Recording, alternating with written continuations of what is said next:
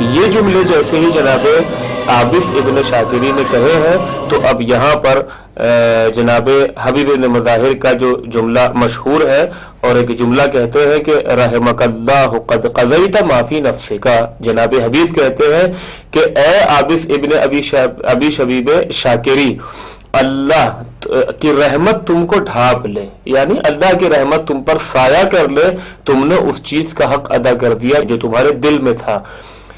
ایسے موقع پر جب بڑی بڑی شخصیات اس مجلس میں اور اس بزم میں موجود تھی، مثلا جناب حبیب کوئی معمولی شخصیت نہیں تھے، یہ جناب سعد بن عبداللہ، یہ افراد اس مجلس میں اس بزم میں موجود تھے جب جناب مسلم بیعت کا مطالبہ کر رہے تھے امام حسین کے لیے، لیکن ایسے موقع پر جس نے سبقت کی وہ کون تھا؟ جناب عابس ابن ابی شاکری، ابن ابی شبیب شاکری، یعنی جناب مسلم نے جب امام حسین کا خط پڑھ کر سنایا ہے تو سب گریہ کر رہے ہیں، خاموش بیٹھے ہیں، کچھ رو رہے ہیں، کچھ مسلم کو دیکھ رہے ہیں، لیکن وہیں پر جناب عابس ابن ابی شبیب شاکری کھڑے ہوتے ہیں اور ایک تقریر کرتے ہیں، اپنے ایمان اور معرفت کا اظہار کرتے ہیں، اور اس کے بعد جناب مسلم کی شخصیت چونکہ معمولی تو تھی نہیں،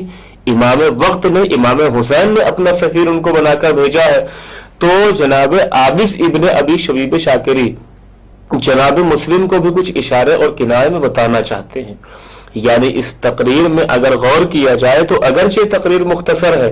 6-7 سطر مشکل سے اگر آپ اس کو تحریر کریں، لیکن اس مختصر تقریر میں جناب عابس نے دونوں کردار کو پہچانوایا ہے کوفے کے، ایک اپنے اور اپنے جیسے کرداروں کو، مثلا جناب حبیب یا خود اپنا کردار، یا اسی طریقے سے اپنے غلام شوذب کا کردار، یا اور جو دیگر افراد کوفے سے امام حسین کے ساتھ آئے تھے اور قتل ہوئے امام کی راہ میں، اسی طریقے سے جو ان کے مقابل میں کردار تھا ان کے کردار کو بھی پہچانوایا ہے۔ یعنی اس مختصر تقریر میں جناب عابس نے کوفہ والوں کی، جو بعض اہل کوفہ کی بے اعتمادی کو ظاہر کیا ہے، اور اسی طریقے سے ان کے ارادے کی کمزوری کو، ان کے ارادے کی کمزوری کا اظہار کرنا مقصود ہے جناب عابس کا، اور یہ بتانا کہ یہ اپنے وعدوں میں مستقل نہیں ہے، ان کے یہاں عدم استقلال ہے، یہ وعدہ کر کے مکرنے والے ہیں، اور جیسا کہ ہوا بھی یہی، 18,000 افراد نے جناب مسلم کے ہاتھوں پر بیعت کی اور مکر گئے، جناب مسلم کو تنہا چھوڑ دیا۔ تو جناب عابس ابن ابی شبیب شاکری نے یہ کہہ کر کہ میں لوگوں کے دلوں میں کیا چل رہا ہے آپ کو نہیں بتانا چاہتا، اور میرے دل میں کیا ہے بس میں آپ کو یہ بتانا چاہتا ہوں، تو اصل مقصد ان کا یہی تھا کہ مسلم سفیر امام وقت ہے، میں اشارے کنائے میں جو بات کہوں گا اس بات کو فوراً سمجھ جائیں گے۔ یہ ایک کیفیت جناب عابس ابن ابی شبیب شاکری کی ہے،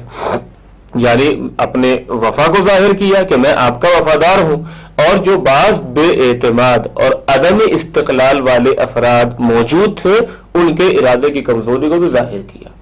یہ تقریر کب کی ہے جناب عابس ابن ابی شبیب شاکری نے؟ کوفہ میں جب جناب مسلم آئے ہیں اور جناب مختار کے گھر پر بیعت کا مطالبہ کر رہے ہیں امام حسین کے لیے۔ یہ ایک کیفیت، بیعت ہونے لگی، 18,000 افراد جناب مسلم کے ہاتھوں پر بیعت کر چکے ہیں، اب جناب مسلم نے امام حسین علیہ السلام کو خط لکھا، اور یہ خط کس کے حوالے کیا؟ جناب عابس اور جناب شوذب کے ہاتھوں۔ یہ کوئی معمولی چیز نہیں ہے، یعنی امام معصوم اپنا ایک وثیقہ، یعنی اپنی ایک معتبر چیز کسی کے حوالے کر رہا ہے، مثلا جناب عابس کے حوالے یہاں پر کیا اور کہا کہ جاؤ اس کو امام وقت تک پہنچا دو۔ اس کا مطلب جناب عابس اور جناب شوذب پر مسلم کو بھروسہ ہے کہ یہ میری بات امام حسین تک پہنچائیں گے۔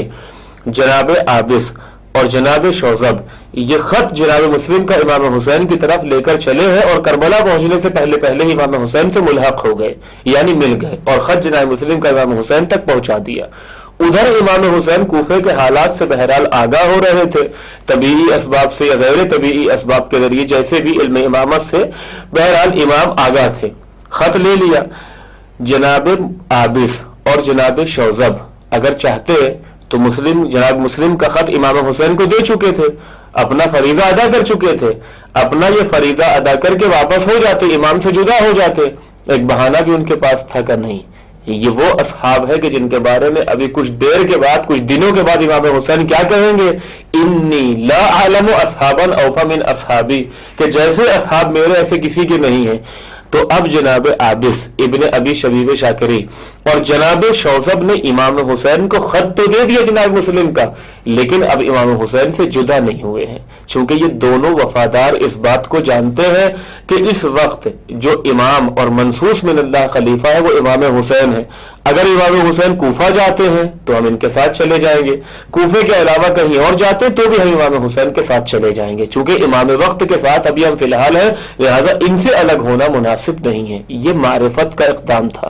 یہ معرفت بھرا اقدام تھا کہ یعنی امام حسین سے الگ نہیں ہوئے بلکہ امام حسین سے ملحق ہو گئے، اب جدا نہیں ہوئے۔ اور امام حسین نے بھی ان کو نہیں کہا، چونکہ امام حسین کے دل کی دھڑکنوں کو پہچان رہے تھے کہ تم چلے جاؤ کوفہ واپس چلے جاؤ، بلکہ اپنے ساتھ ہی ان کو باقی رکھا۔ اسی لیے اگر آپ کوفہ میں جناب مسلم کی جنگ کا مطالعہ کرے تو اس میں عابس اور شوذب کا تذکرہ نہیں ہے، کیوں؟ چونکہ جب یہ خط لے کر امام حسین سے ملحق ہوئے تو واپس نہیں آئے پھر۔ اور یہ بھی میں نے آپ سے ابھی کہا کہ معرفت اور اطاعت اور امام وقت کی پہچان اور اس سے یہ محبت کی علامت ہے کہ چونکہ امام حسین دو حال سے خالی نہیں ہے، یا تو کوفہ کے حالات سازگار ہوں گے تو کوفہ جائیں گے، وَإِلَّا کوفہ کے علاوہ کہیں اور جائیں گے، کربلا جائیں گے، اور ہم امام کے ساتھ ساتھ رہیں گے۔ تو اس لیے جناب عابس اور شوذب کا تذکرہ کوفہ کی جنگ میں جناب مسلم کے ساتھ نہیں ہے، چونکہ جب یہ خط لے کر آئے ہیں تو امام حسین سے ملحق ہو گئے، واپس نہیں گئے۔ یہ ایک کیفیت، یہ معرفت بھرا اقدام کوفہ میں تقریر کی جناب مسلم کے سامنے اپنے ایمان معرفت خلوص کا اظہار کیا، بعض اہل کوفہ کے عدم استقلال اور بے اعتمادی اور ارادے کی کمزوری کو ظاہر کیا، ادھر امام جناب مسلم نے اپنا خط ان کو دے کر ان کے اعتماد اور ان کے بھروسے کو بتایا کہ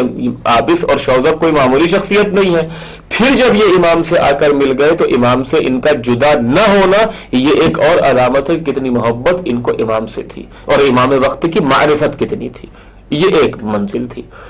یہاں تک کہ جب یہ امام حسین سے ملحق ہو گئے اور امام کا قافلہ چلتے چلتے 2 محرم کو کربلا پہنچ گیا۔